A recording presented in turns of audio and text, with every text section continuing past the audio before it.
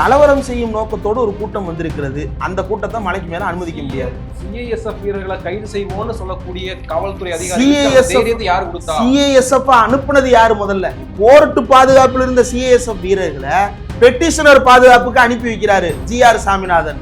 யார் சிஆர் சாமிநாதனுக்கு அந்த அதிகாரத்தை கொடுத்தது? சட்டத்தை மீறி அவர் வழங்கிய ஆணைதான் 144 பிறப்பிக்க வேண்டிய அளவிற்கு கலவர சூழலை அங்கு உருவாக்கியது.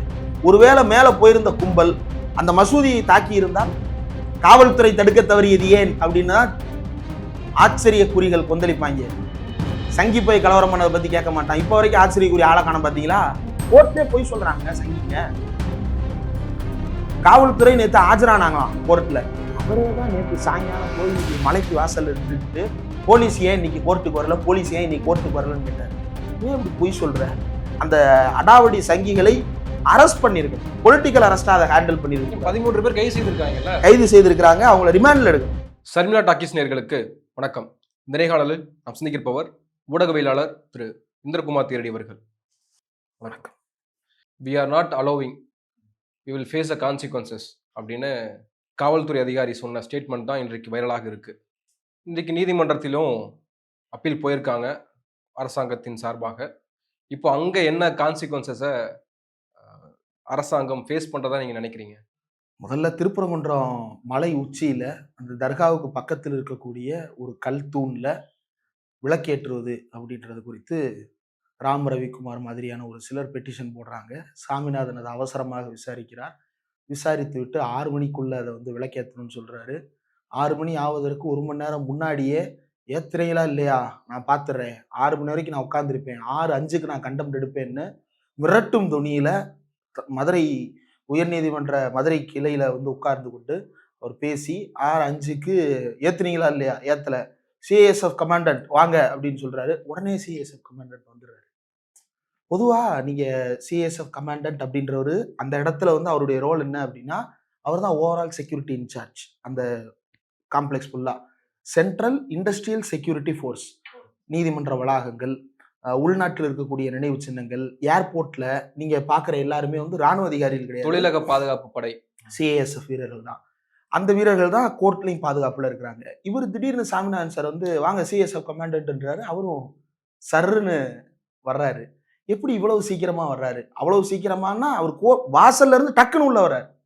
கோர்ட் வாசல்ல இல்ல, அந்த ஹால்ல இருக்கு வெளியே நிக்கிறாரு, டக்குன்னு உள்ள வராரு. அப்போ இன்றைக்கு நடைபெற ஆர்குமெண்ட்ஸ்ல அதெல்லாம் குறிப்பிடுறாங்க. அப்போ நேற்று அவர் வந்ததற்கு பிறகு இமீடியட்டா அவங்க ஃபோர்ஸ் இறக்குங்க, மதுரையில போய் அவங்க விளக்கு ஏற்ற வைங்க அப்படின்னு சொல்லிட்டு ஆள் அனுப்புறாரு. அந்த சூழ்நிலையில காவல்துறை 1 ஆஃப் த ரெஸ்பாண்டன்ட், அவங்க தான் லா அண்ட் ஆர்டரை பாதுகாக்கணும். நீங்க ஏன் இவங்களை கூட்டிட்டு போய் விளக்கேற்ற விடல அப்படின்ற விளக்கத்தை காவல்துறையிட்ட கேட்டிருக்கணுமா இல்லையா? கேட்டிருக்கணும். கேட்காமலே இவர் கண்டெம்ட் எடுக்கிறாரு. காவல்துறை ஏன் அனுமதி கொடுக்கல அப்படின்னா, நேற்று மாலையிலிருந்தே அந்த இடத்துல கலவரத்தில் ஈடுபடுகின்ற நோக்கத்தோடு ஆட்களை திரட்டி வந்தார்கள் அப்படின்றதுக்கு போதுமான அனைத்து வீடியோ ஃபுட்டேஜஸும் காவல்துறை தரப்பிட்டையும் இருக்கு, பொதுமக்கள் தரப்பிட்டையும் இருக்கு, இணையதளங்கள்லையும் செய்தி ஊடகங்கள்லையும் அத்தனையும் நேரலை செய்யப்பட்டிருக்கிறது. அங்க இருக்கக்கூடிய பேரிகேடுகளை உடைத்து எறிவது, அங்க இருக்கக்கூடிய போர்டுகளை தூக்கி வீசுவது என்று பெரும் கலவரத்தில் ஈடுபடுகின்ற நோக்கத்தோடு தான் அங்கு மக்கள் திரண்டிருந்தார்கள். அப்ப சிஎஸ்எஃப் வீரர்களோட அந்த ரவுடி கும்பலுக்கு லீட் எடுத்திருக்கக்கூடிய ஒரு ஆள் பேர் ஏதோ என்ன சாம ரவிக்குமாரா, ஏதோ ஒரு குமார், அந்த ஆள் கலவரம் பண்ற நோக்கத்தோட அப்படி ஒரு விவேகானந்தர் கெட்டப்பெல்லாம் போட்டுக்கிட்டு நிக்க காவல்துறை அதிகாரிகள்கிட்ட கேட்குறாங்க, கோர்ட் ஆர்டரை ஒபே பண்ணுவீங்களா மாட்டீங்களா? we have taken a stand, we are not allowing, we will face the consequences அப்படின்னு ரொம்ப தெளிவாக காவல்துறை தரப்பு பதில் சொல்லி இருக்கிறாங்க. தமிழ்நாடு அரசுக்கு முதல்ல இதுல பாராட்டு தெரிவிக்கணும். ஏன் அப்படின்னா, செய்யக்கூடாத ஒரு முறை நீங்கள் உள்ளே அனுமதித்து விட்டால் அது பிரசிடென்ட்டா மாறிடும், அது முன்னுதாரணமா மாறிடும். அந்த முன்னுதாரணத்தை வைத்துக் கொண்டுதான் அவர்கள் அடுத்தடுத்த திட்டங்களை செய்வார்கள்.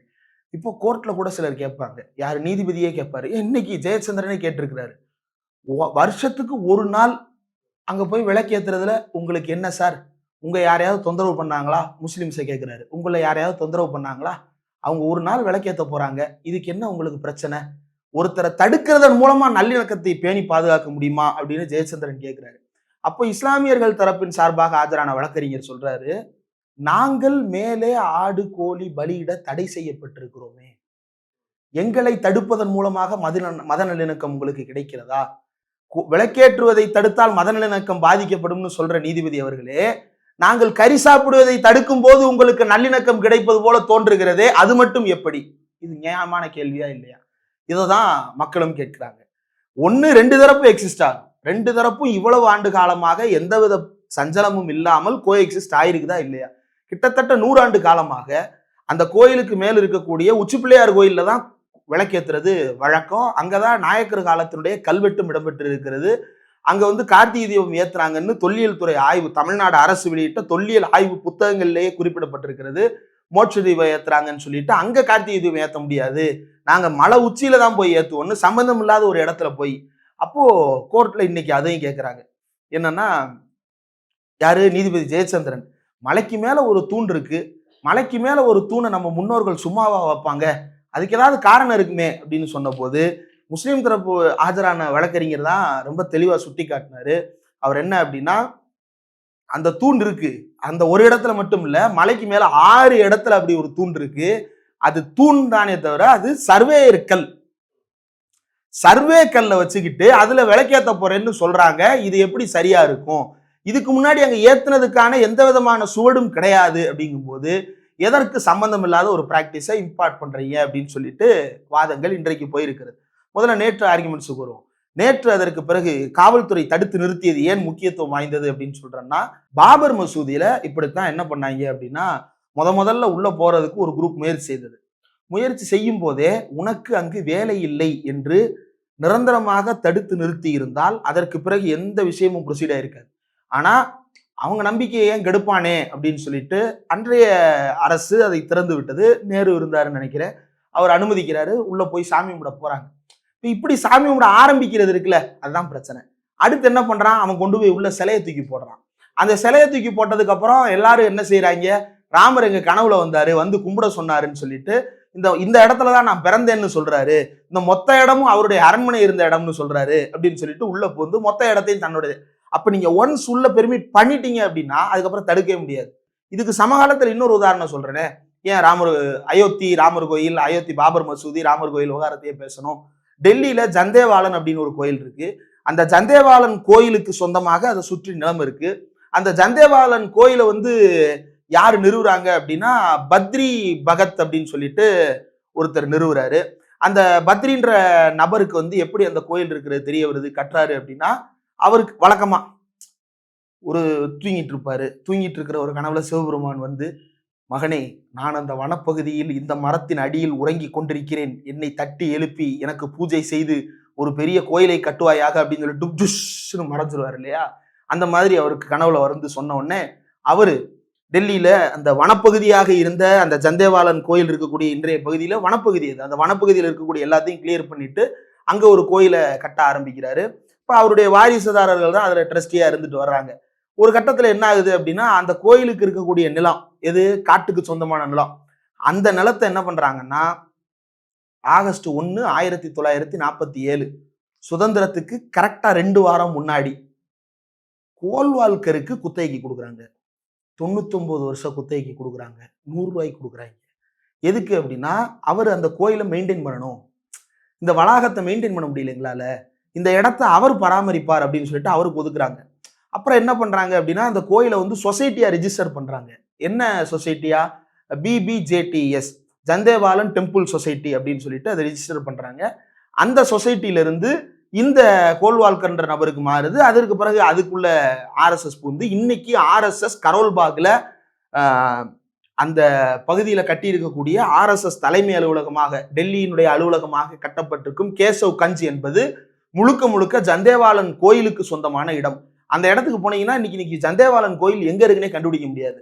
அந்த ஜந்தேவாலன் கோயில் இடத்துக்குள்ள நான் பராமரிக்க போறேன்னு உள்ள போன ஒரு ஆளு இன்னைக்கு அந்த இடத்துல ஒரு பெரிய பில்டிங்கு, அது 13 மாடி கட்டடத்தை கட்டி சுத்தி இருக்கக்கூடிய குடியிருப்பு வாசிகளை பூரா ஸ்கொயர் ஃபீட் 5 லட்சம் ரூபா DDAவுக்கு கீழே மார்க்கெட் ரேட் இன்னைக்கு. ஆனா டெல்லி டெவலப்மெண்ட் அத்தாரிட்டி கீழே அங்க குடியிருப்பு பகுதிகளில் ஸ்கொயர் ஃபீட் 50,000 ரூபாய்க்கு எனக்கு எழுதி கொடுன்னு குடிகாரர்களை வைத்து அந்த பகுதியில கலாட்டா பண்றாங்க. இதுக்கு எதிராக அந்த மக்கள் போராட்டம் பண்றாங்க. அந்த கோயில் நிர்வாகம் என்ன பண்ணுது, அதாவது RSS ஆகவே மாறி இருக்கக்கூடிய அந்த கோயில் நிர்வாகம் என்ன செய்யுது அப்படின்னா, அந்த மக்களுக்கு நோட்டீஸ் கொடுக்குறான், இது கோயில் இடம் அப்படின்னு சொல்லிட்டு. இப்ப கடைசியில அதை என்க்ரோச்மெண்ட்ன்ற பேர்ல முந்தா நேத்து போய் பக்கத்துல இருந்த சின்ன சின்ன கோயில்களை பூரா அடிச்சு காலி பண்ணி அங்க RSS பார்க்கிங் கட்ட போறதா தகவல். இப்போ இது அப்படியே இங்க பொறுத்துங்க. நீங்க ஒன்ஸ் உள்ள இன்னும் என்ட்ரி கொடுத்துட்டீங்க அப்படின்னா அதுக்கப்புறம் தடுத்து நிறுத்துறது அவ்வளவு சாதாரண காரியம் அல்ல. ஆரம்பத்தில் இந்த விவகாரத்தை தமிழ்நாடு அரசு கையாண்ட விதத்துல பலருக்கும் கூட மன கருத்து வேறுபாடுகள் இருந்தது. அதற்கு காரணம் என்ன அப்படின்னா, எதுக்கு சம்மந்தம் இல்லாம பீஸ் கமிட்டி ஒன்ன லோக்கல் பாடிஸ் வந்து போட்டது அப்படின்றது தான். அந்த லோக்கல் அத்தாரிட்டிஸ் வந்து எதற்காக வந்து இந்த பீஸ் கமிட்டியை போட்டாங்க. ஆடு வெட்டுறதுன்றது ஆண்டாண்டு காலமா இருக்கிறது.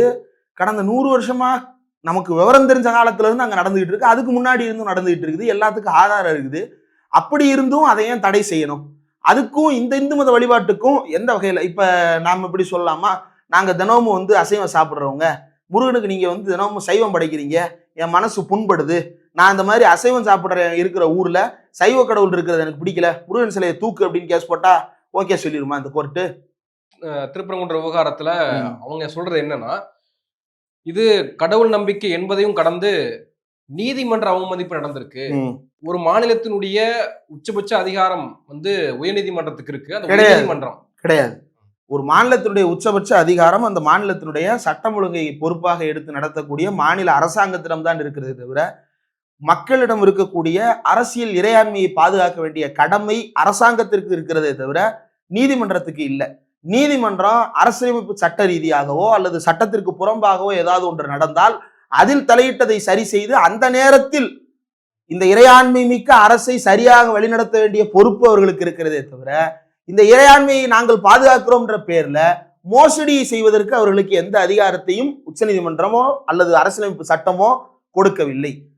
ஜி.ஆர். சாமிநாதன் செய்தது என்பது ஏற்கனவே எஸ்டாப்ளிஷ்டு ப்ராசஸ் ஆஃப் லாவுக்கு எதிரானது. டிவிஷன் பெஞ்சு 2017 எல்லாம் 1920 1940 ஜட்ஜ்மெண்ட் சொல்றாங்கல்ல, 2017 டிவிஷன் பெஞ்சுனா 2 பேர் கொண்ட அமர்வு தீர்ப்பு சொல்லி இருக்குது. இருக்கிற பிராக்டிஸ் அப்படியே கண்டினியூ ஆகுறது, புதிய பிராக்டிஸுக்கு இடம் கிடையாது அப்படின்னு அவங்க உத்தரவாதம் கொடுத்துருக்காங்கல்ல. அதை மீறி ஒரு சிங்கிள் ஜட்ஜு மறுபடியும் அதை கையில எடுக்கிறாரு. இதுவே முதல்ல சட்டத்திற்கு புறம்பானது. அதை அவ்வளவு அவசர கதியில விசாரிக்கிறாரு, அடாவடி தொனியில விசாரிக்கிறாருன்றது 2வது சட்டவிரோதமானது. 3வது இவர் வந்து கண்டெம்ட் எடுத்தாரு, அவரே ஷோமோட்டோவா கண்டெம்ட் எடுக்கிறாரு அப்படின்னு நினைச்சோம். அப்புறம் தான் சொல்றாங்க இல்ல நாங்க பெட்டிஷன் போட்டோம் அப்படின்னு சொல்லிட்டு சொல்றாங்க. பெட்டிஷன் போட்டாங்களோ ஷோமோட்டோவா எடுத்தாங்களோ, கண்டெம்ட்டை அக்ரி பண்ணதுக்கான காரணம் என்ன? Not every violation amounts to contempt. ஒரு விஷயத்தை அவங்க சொல்றாங்க, அதை மீறினாலே அது கண்டெம்ட் ஆஃப் கோர்ட், நீதிமன்ற அவமதிப்பா மாறுமா என்றால் கிடையாது. எல்லா மீறல்களும் நீதிமன்ற அவமதிப்பா என்றால் கிடையாது. ஸ்டாலின் அவர்கள் சட்டத்துக்கே ஒரு முட்டுக்கட்டை போட்டிருக்காரு. நான் இன்னொன்னு சொல்றேன், உச்ச நீதிமன்றம் ஒரு ஆர்டர் பாஸ் பண்றாங்க. என்னன்னு, எலெக்ஷன் கமிஷனர் ஆஃப் இந்தியாவை நியமிக்கும் போது அந்த 3 பேர் எலெக்ஷன் கமிஷனர் அண்ட் ஈக்குவல் ஸ்டேட்டஸ்ல இருக்கக்கூடிய 2 கமிஷனர்ஸ் நியமிக்கும் போது அந்த குழுவுல பிரதமர், எதிர்க்கட்சி தலைவர், உச்சநீதிமன்ற தலைமை நீதிபதி இருக்கணும்னு சொல்லிட்டு உச்சநீதிமன்றத்தினுடைய இன்றைய சூரியகாந்தோ அல்லது சஞ்சய் கண்ணாவோ யாரோ கொடுத்த ஜட்ஜ்மெண்ட் தான் அது, சிஜிஐ உள்ள வைக்கணும்னு. சிஜிஐ இல்லாம தான் அவங்க சட்டம் பாஸ் பண்ணாங்க. இது கண்டெம்ட் ஆஃப் கோர்ட்டா? சரி, டெல்லி டெல்லியினுடைய அதிகார மொத்தத்தையும் லெப்டினன்ட் கவர்னருக்கு மாத்தினாங்க. அப்படி மாற்றும் போது அதை எதிர்த்து உச்சநீதிமன்றம் ஒரு ஆர்டர் பாஸ் பண்ணுது. அதையும் மீறி பிரசிடென்டின் மூலமாக ஆர்டினன்ஸ் கொண்டு வந்து அதை பாஸ் பண்ணாங்க. இது கண்டெம்ட் ஆஃப் கோர்ட்டா? ஏன் எடுக்கல? ஏன் இதுக்கு கண்டெம்ட் ஆஃப் கோர்ட் எடுக்கல? எல்லா வயலேஷன்ஸும் கண்டெம்ட் ஆஃப் கோர்ட் கிடையாது. ஒவ்வொரு வயலேஷனையும் ஒவ்வொரு மாதிரி ஹேண்டில் பண்ணணும். அப்பீலேட் ஜூரிஸ்டிக்ஷன் அதுக்கு தானே இருக்குது. சரி, கண்டெம்ட்னாலுமே குறைந்தபட்ச 4 வாரம் அவகாசம் கொடுக்கணும் பதில் சொல்றதுக்கு. அந்த கண்டெம்ட்ல 5 நிமிஷத்துல ஆர்டர் பாஸ் பண்றீங்களே எப்படி? இந்த துணிச்சல் எங்கிருந்து வருகிறது என்றால், இந்த துணிச்சலுக்கு அவர் போட்டிருக்கக்கூடிய நீதிபதி அங்கி காரணம் அல்ல, ஒரு சங்கித்தனமான சூழல் தான் அதற்கு காரணமாக அமைகிறது. நீதிமன்றத்துல நீதிபதி சாமிநாதன் கன்சிடர் பண்ண வேண்டியது matter of facts. Already settled ஃபேக்ட்ஸை வந்து நீங்க டிஸ்பியூட்டா மாத்துறீங்க. டிஸ்பியூட்டட் ஃபேக்ட்ஸ்ல வந்து நீங்க செட்டில்மெண்ட் தேவையில்லாம கொடுக்குறீங்க. இது என்ன வகையில ஏற்புடையது அப்படின்றதுதான் அடிப்படையில் இருக்கக்கூடிய பிரச்சனை. இதுல முதலமைச்சர் மு.க. ஸ்டாலின் மீது அவதூறு வழக்கு பதிவதற்கான முகாந்திரங்கள் இருக்கு. அவர் மீதே வழக்கு தொடுக்கப்படும் அப்படின்னு சொல்றாங்கல்ல. உரிய காரணங்களை அவர் கோர்ட்ல சொல்லட்டும். தொடுங்க, தொட்டு பாருங்க, தொடுத்து பாருங்க. உரிய காரணங்களை உச்சநீதிமன்றத்திலேயோ உயர்நீதிமன்றத்திலேயோ தமிழ்நாடு முதலமைச்சர் அரசு தரப்பு சார்பாக பதிலை தாக்கல் செய்வார். கலவரம் செய்யும் நோக்கத்தோடு ஒரு கூட்டம் வந்திருக்கிறது. அந்த கூட்டத்தை மலைக்கு மேல அனுமதிக்க முடியாது. சிஐஎஸ்எஃப் வீரர்களை கைது செய்வோம்னு சொல்லக்கூடிய காவல்துறை அதிகாரி யார் கொடுத்தா? சிஐஎஸ்எஃப் அனுப்புனது யாரு முதல்ல? சிஐஎஸ்எஃப் முதல்ல எப்படி வரலாம்? சிஐஎஸ்எஃப் இந்த இடத்துக்கு வர வேண்டிய அவசியம் என்ன? கோர்ட் பாதுகாப்பில் இருந்த சிஐஎஸ்எஃப் வீரர்களை பெட்டிஷனர் பாதுகாப்புக்கு அனுப்பி வைக்கிறாரு ஜி.ஆர். சாமிநாதன். யார் சி.ஆர். சாமிநாதனுக்கு அந்த அதிகாரத்தை கொடுத்தது? சிஐஎஸ்எஃப்ன்றது கான்ஸ்டிடியூட் பண்ணது எதற்காக? இந்தியாவுடைய உள்நாட்டு பாதுகாப்புக்காக. சென்ட்ரல் ஆர்ம்டு போலீஸ் போர்சஸ், அதுல 7 படைகள் இருக்கு. அதுல ஒரு படை தான் சென்ட்ரல் இண்டஸ்ட்ரியல் செக்யூரிட்டி போர்ஸ். அந்த இண்டஸ்ட்ரியல் செக்யூரிட்டி போர்ஸை அதனுடைய இன்டெண்டட் பர்பஸ் தாண்டி அவங்க எதுக்கெல்லாம் பயன்படுவாங்க? உள்நாட்டு பாதுகாப்பு, இன்க்ளூடிங் எலெக்ஷன்ஸ். தேர்தலின் காலத்துல எல்லா இடத்துக்கும் வர்றாங்க இல்லையா, துணை ராணுவ படைன்னு வருவாங்க. அதுக்கு பழைய பேர் சென்ட்ரல் பாராமிலிட்டரி போர்ஸ், இப்ப சென்ட்ரல் ஆர்ம்டு போலீஸ் போர்ஸா மாத்தி இருக்கிறாங்க. அவங்களுடைய வேலை அதுதான், உள்நாட்டு பாதுகாப்பை உத்தரவாதப்படுத்துவது. தனிப்பட்ட பெட்டிஷனர்ஸுக்கு பாதுகாவலராக அவரை அனுப்புவதற்கு எந்த அதிகாரத்தின் அடிப்படையில் முடிவெடுத்தீர்கள் என்ற கேள்விக்கு இப்ப வரைக்கும் பதில் இல்லை. நாம இதை பேசிட்டு இருக்கிற நேரத்துல சேம்பர்ல உட்காந்து பாஸ் பண்ணிட்டு இருப்பாரு ஜெயச்சந்திரன் ஆர்டர்ஸ. அவர் என்ன பாஸ் பண்றாருன்றத பிறகு பார்க்கலாம். அதற்கு பிறகு கோர்ட் பேட்டில்ல வெற்றி பெற முடியாத அரசாங்கம் இப்படி 144 தடை உத்தரவு பிறப்பிச்சு எங்களை தடுக்கிறாங்க. 144 தடை உத்தரவு பிறப்பிப்பதற்கு காரணமே ஜி.ஆர். சாமிநாதனுடைய ஆணை தானே. சட்டத்தை மீறி அவர் வழங்கிய ஆணை தான் 144 பிறப்பிக்க வேண்டிய அளவிற்கு கலவர சூழலை அங்கு உருவாக்கியது. ஒருவேளை மேல போயிருந்த கும்பல் அந்த மசூதியை தாக்கி இருந்தால்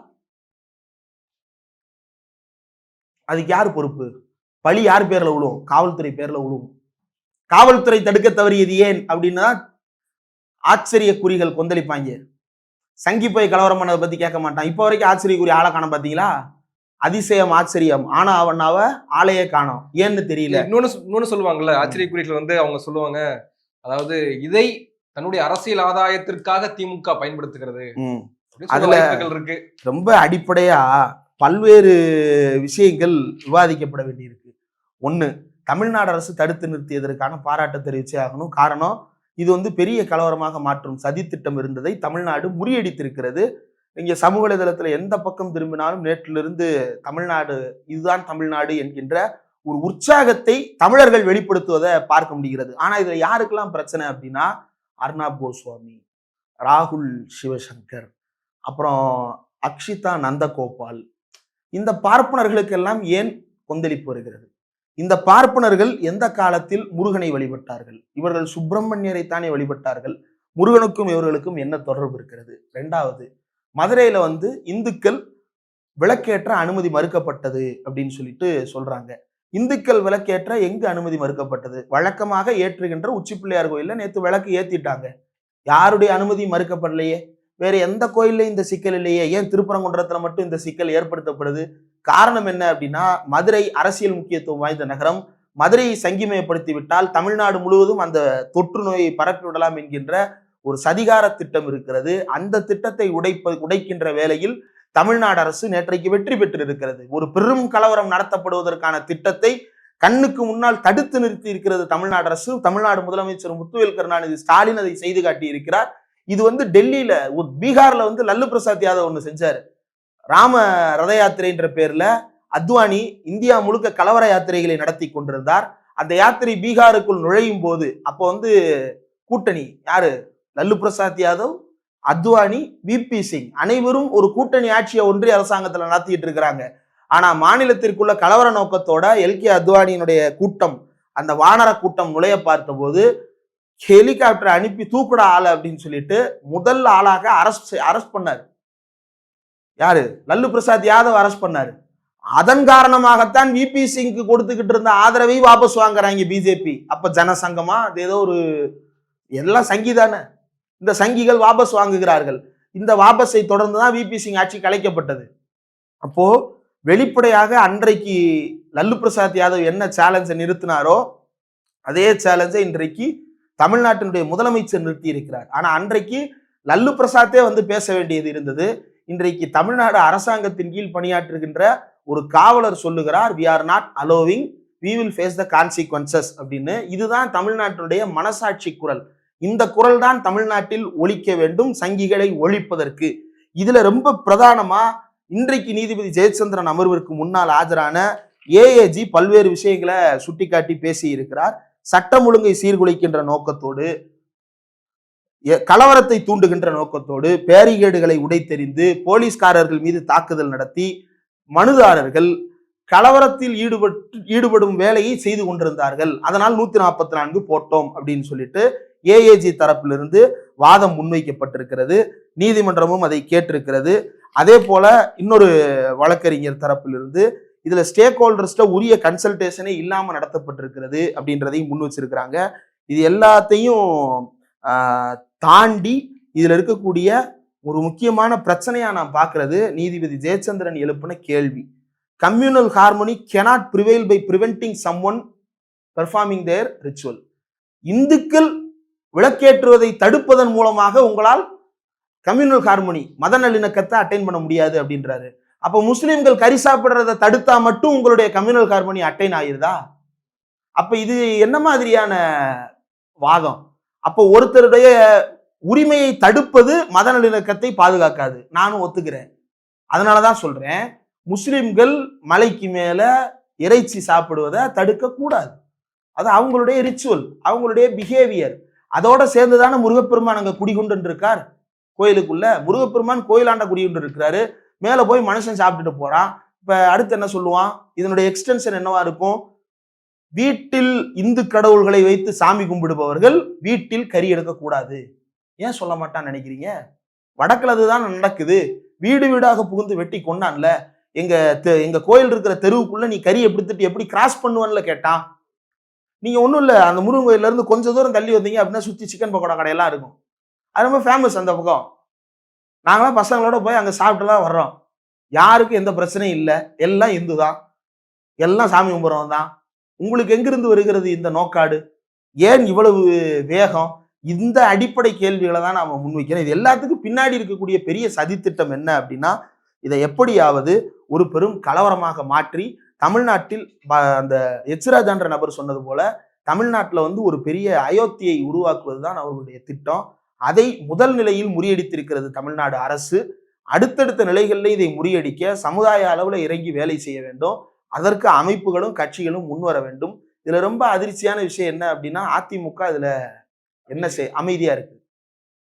அப்ப ரொம்ப ஓப்பனாகவே சங்கியாக மாறிவிட்டோம் என்பதை ஒப்புக்கொண்டிருக்கிறார்கள். அதேதான் தாவேகாவுடைய நிலவரமும். அமைதியாக இருக்கிறார்கள். நாளைக்கு திடீர்னு ஒரு 10 நாள் கழிச்சு தூங்கிட்டு இருப்பாங்கன்னு நினைக்கிறேன். கும்பகர்ணனை எழுப்புறதுக்கு நேரம் ஊதுகுழல் ஊதிட்டு இருப்பாங்க. அந்த கும்பகர்ணனை எந்திரிச்சு வந்ததுக்கு அப்புறம் என்ன ராவணா என்ன நடந்தது அப்படின்னு சொல்லிட்டு திருன்னு ஓடி வருவாங்க. அதுதான் நடக்க போகுது. தமிழ்நாடு அரசு இந்த ஆக்ட் ரொம்ப முக்கியமானது. நேற்று போட்ட 144 ரொம்ப முக்கியமானது. அந்த அடாவடி சங்கிகளை அரெஸ்ட் பண்ணிருக்கணும். பொலிட்டிக்கல் அரெஸ்டா அதை ஹேண்டில் பண்ணிருக்கணும். 13 பேர் கைது செய்திருக்கிறாங்க. அவங்கள ரிமாண்ட்ல எடுக்கணும். அவங்களை அரசியல் கைதிகளாக நடத்தி ஒரு நாள்ல விடுதலை செய்யறதுன்றது அல்லாம அவங்கள ரிமாண்ட்ல எடுத்து விசாரிக்கணும். தீவிரமாக விசாரிக்க வேண்டும். இதற்கு பின்னால என்னென்ன சதி திட்டம் எல்லாம் அரங்கேற்றப்பட்டது என்பதை மக்கள் மத்தியில் அம்பலப்படுத்த வேண்டும். அதுதான் இதுல இருக்கக்கூடிய பிரதான பிரச்சனை. கோர்ட்லயே போய் சொல்றாங்க சங்கிங்க. காவல்துறை நேத்து ஆஜரானாங்களாம் கோர்ட்ல. அதுல இருக்கிற அந்த வக்கீலு கோர்ட்ல சொல்றாரு, நேத்து போலீஸ் இருந்தாங்க அப்படின்னு சொல்றாரு. அவரே தான் நேத்து சாயங்காலம் கோயிலுக்கு மலைக்கு வாசல்ல நின்றுக்கிட்டு போலீஸ் ஏன் இன்னைக்கு கோர்ட்டுக்கு வரல, போலீஸ் ஏன் இன்னைக்கு கோர்ட்டுக்கு வரலன்னு கேட்டாரு.